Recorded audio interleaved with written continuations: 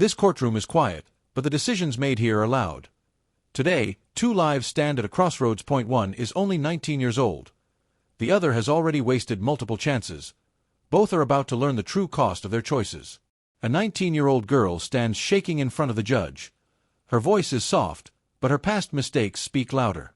The judge listens carefully. Every excuse. Every, "I didn't mean to."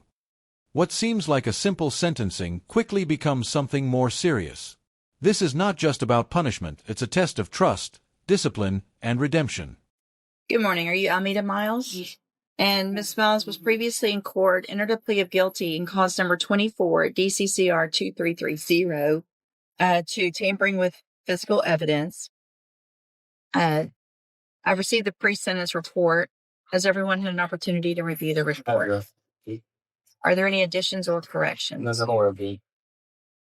In addition to this pre-sentence report, I've also received and reviewed a number of jail incident reports. Has everyone had an opportunity to review those? And you're 19?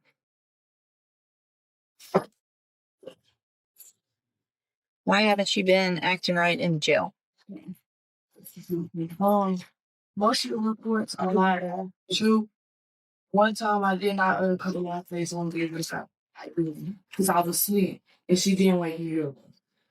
As well, I didn't wake me up. When I got here in June. So she's lying when she says she tried a few times and then she taps your bed, kicks your bed a little bit. That day, Miss Lower never telling me. And then in June, I got in a fight in my first round. The girl swung at me first. Okay. That's accurate what it says. Is right here with a closed fist. Yeah. I mean, if you get hit first, that's not the one that I'm so worried about. It's the...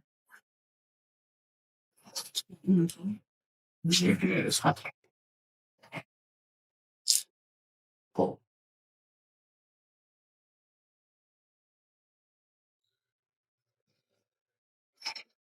Eating at your bunk when you're not so... I mean, it's not even big stuff. It's just not following the rules. And if you can't follow the rules in jail, why should I believe that you can follow the rules on probation? When you're in jail, when you're on probation, when you've committed a felony, you don't get to make certain decisions for yourself anymore, right? Now, you're not going to be like every other 19-year-old and get to just do what you want when you want. You're going to have to do what either jail says or what I say or anything like that. If I'm going to follow this agreement based on the nature of the offense and based on the age and all of this, we're going to get you some help up front to be making better decisions. Otherwise, I'm not going to follow the agreement. Things could be a whole lot worse. Do you understand? So what I'm going to do is find that you entered your plea of guilty freely and voluntarily.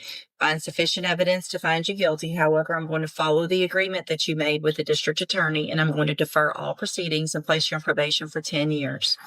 You're ordered to pay the $1,000 fine and to follow all of the rules and conditions of probation. One of those is going to be that you enter and successfully complete the cognitive track of the ISF program. That's a 90-day program. You're not going to get out of jail today. You're going to go to ISF instead, and you're going to hopefully pay attention and learn how to make better decisions.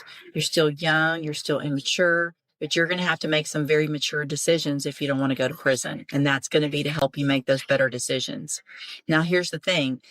If you're in our jail and you start before they send you in the next week or two, or if you're in ISF and you are acting up and not following rules, put something on your head that you're not supposed to, eating where you're not supposed to or when you're not supposed to, talking about whatever it is, I don't care, then you could be revoked just for not following the instructions. And you'll never get out and even have an attempt at probation. Do you understand? So whatever's going on and whoever your buddies are in there, you need to tell them, just sit there, do everything you're supposed to do. All the playing around's done because you want to get out and make something of your life. And if they don't want to, that's going to be on them. If you keep doing all this, you're going to have a felony conviction and you're going to go to prison. It's that simple. You understand? The part of this probation that is so good is that you don't have a conviction right now. And if you're successful and you complete your probation, you are never going to be a convicted felon. So this is a great opportunity. But if you do violate in any way, you'll be back in here. You'll be a convicted felon. and you could go to prison anywhere in that range of punishment, which is between 2 and 10 years. All right. I've handed you the trial court certification that shows this was an agreement that I followed, and so you waived your right to appeal. Good luck to you. You can go back with the bailiff. Amita Miles now faces Judge Raquel West. The judge's words are calm, but sharp. If you couldn't follow the rules in jail, she asks, why should I believe you will follow them on probation? Amita's future hangs by a thin thread. Prison, or one fragile second chance. Then the next defendant steps forward, man with 2 DWI cases. And suddenly, the mood in the courtroom grows darker. Are you Lawrence Jackson? Are you sick right now, Mr. Jackson? No, ma'am. Yeah, pull it down so I can hear you better for now. Thank you. And Mr. Jackson was previously in court in cause numbers 24 DCCR 1669 and 25 DCCR 0189. Entered pleas of guilty on each of those cases of driving while intoxicated, third or more. I've received the pre-sentence report. Has everyone had an opportunity to review the report? Yeah. Yes, sir. Are there any additions or corrections? Yeah. Nothing. I guess this is just somewhat lucky because one happened before the other one was.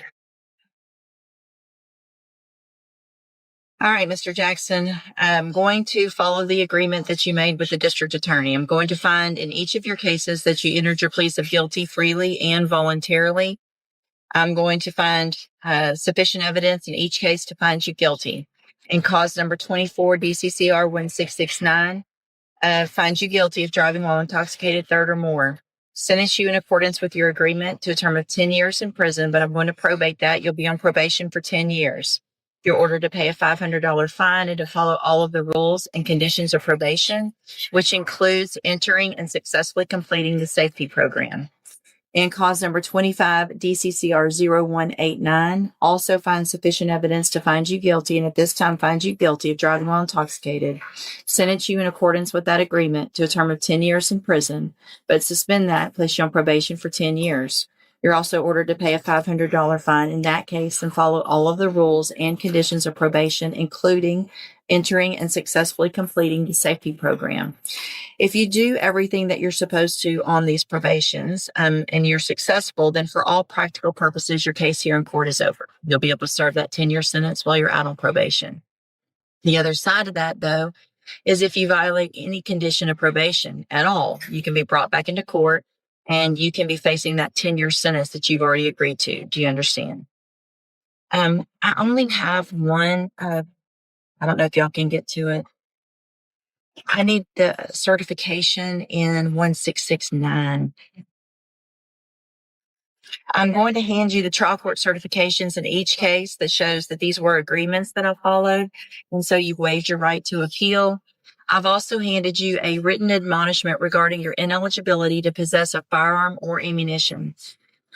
It's okay. Because of the judgment entered against you, you're ineligible under Texas law to possess a firearm or ammunition. Possession of a firearm or ammunition could lead to charges against you. Firearm is a legal term, and you should read that written admonishment I provide you to see what devices qualify as a firearm. If you have questions about the laws that make you ineligible to possess a firearm or ammunition, or about how long that lasts, you can talk with Mr. Rojas. All right, good luck to you, sir, and we'll get that other copy. In a Texas courtroom filled with tension, Amita Miles stands before the judge. She is charged with tampering with evidence, but more than that, she is accused of damaging her own future. At just 19 years old, she has already been to jail. And now, Judge Raquel West speaks with disappointment, not anger. Her voice cuts through the room. If you can't follow rules in jail, she says, how can I trust you to follow them on probation? Those words hit harder than any sentence. This is Amita's turning point. The judge gives her 10 years of probation, a $1,000 fine, and one final chance to grow up before freedom is taken away forever. But the tension doesn't end there. Next comes Lawrence Jackson, man with multiple DWI charges. His calm face hides years of reckless choices, 2 felonies, 2 wasted chances. The judge listens carefully, then delivers her decision. 10 years of probation, but with strict conditions, 1 mistake, and those 10 years turn into prison time. Both defendants leave the courtroom free, but not without weight on their shoulders. These sentences are not just about punishment. They are about proving change. As the gavel falls, the room goes silent, and one truth remains clear. Justice doesn't just punish, T waits to see who truly learns. Two people, two paths, one final chance. The courtroom gives opportunities, but it never guarantees redemption. If this story made you think, like the video, subscribe for more real courtroom stories, and tell us in the comments.